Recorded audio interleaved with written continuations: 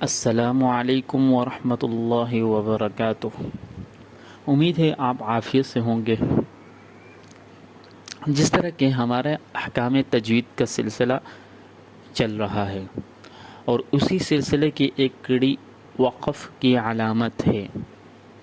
پچھلے سبق میں ہم نے وقف کی کچھ علامتوں کا ذکر کیا۔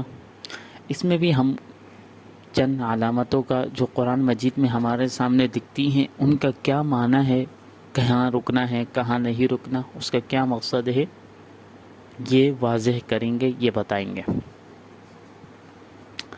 قرآن کریم میں آپ نے زا دیکھا ہوگا، کہیں لکھا ہوتا ہے، چھوٹا سا زا لکھا ہوتا ہے، اس کو وقف مجوز بھی کہتے ہیں۔ اور اس کے بارے میں علماء فرماتے ہیں یہ علامت جہاں بھی پائی جائے گی وہاں بالکل بھی نہیں رکنا۔ سورہ مریم آیت نمبر 25 میں دیکھیں، یہاں پر زا کی علامت پائی جاتی ہے۔ اس علامت پر رکنا نہیں ہے، اگر کوئی رک جائے تو مضائقہ نہیں، مسئلہ نہیں ہے۔ ایک اور آپ نے علامت دیکھی ہوگی صاد، اس کو وقف مرخص بھی کہا جاتا ہے۔ یہاں بھی نہیں رکنا، سیدھا پڑھنا ہے، کنٹینیو کرنا ہے، یعنی آپ پیچھے سے آیت پڑھ رہے ہیں تو اس وقف اور علامت پر نہیں رکنا۔ اگر آپ تھک گئے اور آپ کے سانس ٹوٹ گیا تو اس وقت رک سکتے ہیں۔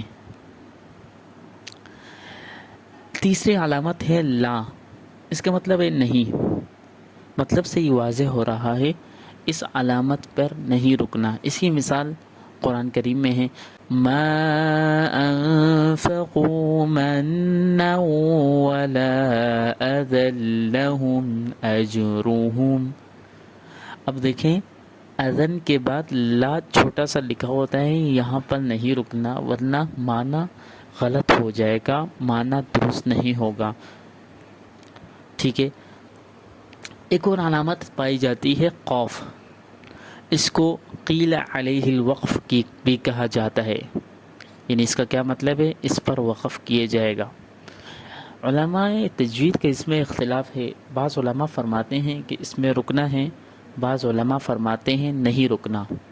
بہتر ہے کہ نہ رکا جائے تاکہ اس اختلاف سے بچنے کی صورت پیدا ہو۔ ایک اور علامت ہے صل، اس کو قد یوصل بھی کہا جاتا ہے۔ اس علامت پر بھی رکنا ہوتا ہے، اگر نہیں رکے تو جائز ہے، کوئی مضائقہ نہیں۔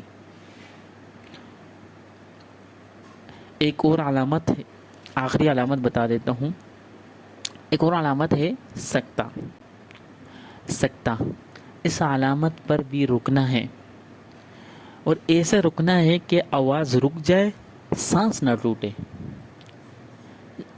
اس بات کو آپ مثال سے اچھی طریقے سے سمجھیں گے۔ قرآن کریم میں سورۃ المطففین کی آیت ہے کَلَّا بَلْ رَانَ، کَلَّا بَلْ رَانَ۔ اب دیکھیں بل کے بعد میری آواز رک گئی، سانس نہیں ٹوٹی، اس کو کہتے ہیں سکتہ۔ اب اسی کی طرح ایک اور چیز ہے جس کو وقفہ کہا جاتا ہے، یہاں پر بھی سکتے کی طرح ٹھہرنا ہے۔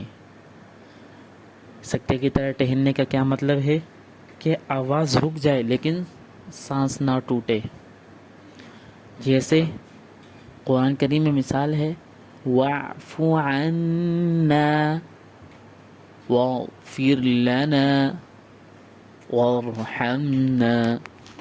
یہاں پر اس مثال میں آپ نے کیا سمجھا، وَاعْفُ عَنَّا کے بعد آپ دیکھیں گے چھوٹا سا وقفہ لکھا ہوتا ہے، اس کا مطلب ہے سکتے کی طرح رکنا ہے، یعنی آپ کی آواز رک جائے، سانس نہ ٹوٹے۔ یہ میں بار بار اس لیے کہہ رہا ہوں تاکہ آپ کو مستحضر ہو اور آپ کو اس لیکچر کا فائدہ بھی ہو۔ تو وَاعْفُ عَنَّا، اس کے بعد رک جانا ہے، آواز روک دینی ہے، سانس نہ ٹوٹے، پھر وَاغْفِرْ لَنَا، اس طرح ہلم جر، ٹھیک ہے۔